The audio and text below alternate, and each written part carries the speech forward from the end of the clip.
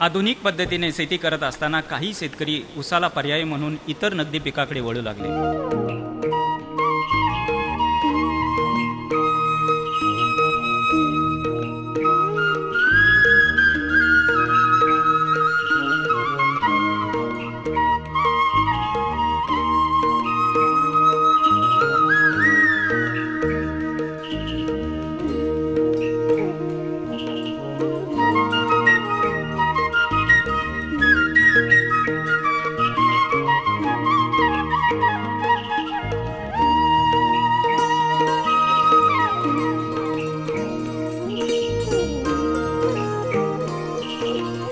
वांग्याचा plot तुमचा किती आहे?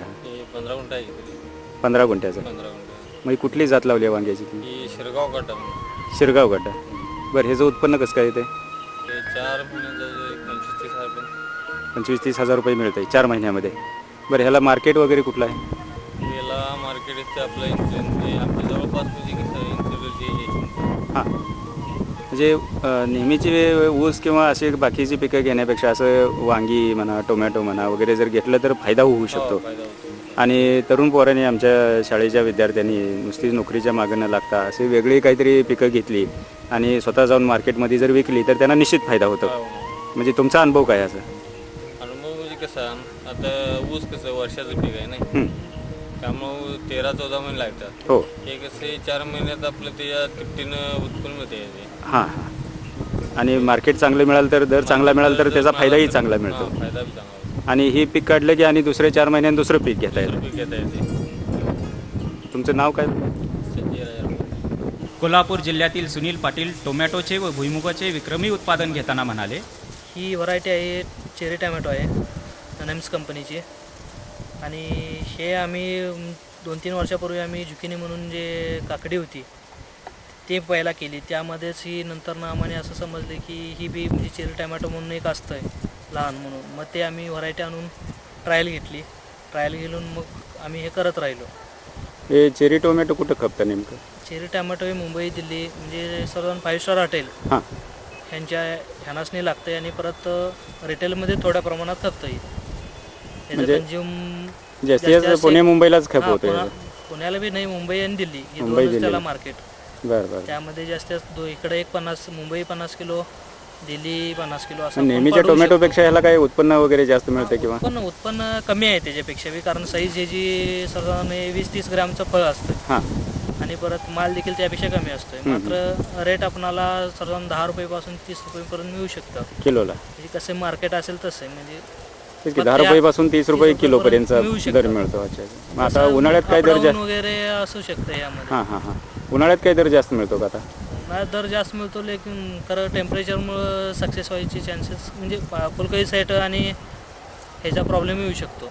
हां, पण नेहमीची पारंपरिक पद्धतीचे टोमॅटो करण्यापेक्षा ही जी तुम्ही नवीन टोमॅटो चेरी व्हरायटी केलेली आहे त्याबद्दल लोकांना आणखी काहीतरी थोडंसं प्रोत्साहन मिळेल. त्यामध्ये जी तरुण पिढी आहे त्यामध्ये थोडं मार्केटमध्ये सेट होत एकदमच उडी घ्यायची नाही. हळूहळू मार्केटमध्ये आपण सेट होत जायचं.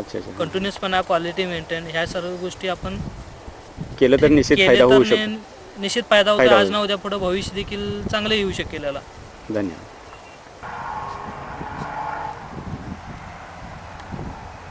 ही इक्री हैदराबाद युनिव्हर्सिटीचा इक्रिसाईड पद्धत म्हणून भुईमुग आहे. त्यामध्ये गादी वापा करतो. साधारण 3 फुटाचा हा बेड असतो. 9x9 अंतरावर 2 बिया टोकन केलेले असते.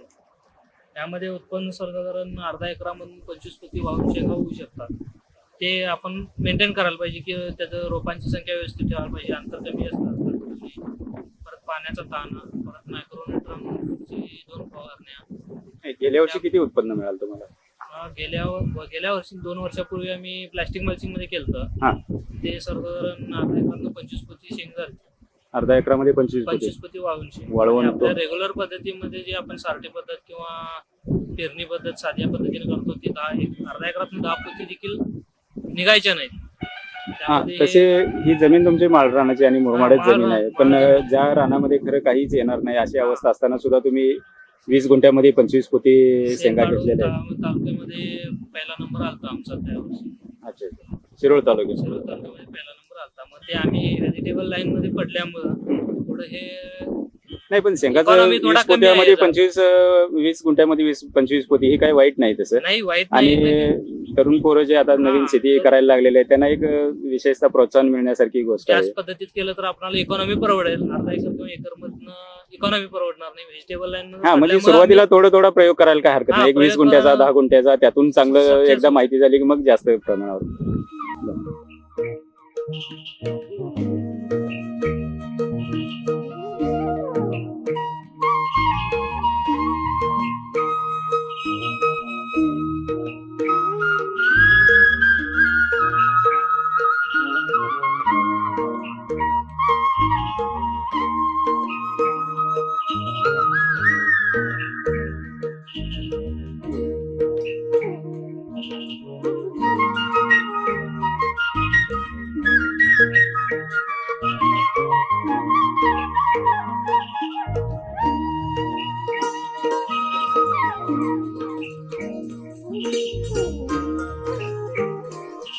खरबूज पिकाच्या लागवडीबद्दल अविनाश पाटील म्हणतात, नमस्ते, मी अविनाश बाळासाहेब पाटील, मुक्काम पोस्ट भादोली, तालुका हातकणंगले, जिल्हा कोल्हापूर येथील रहिवासी.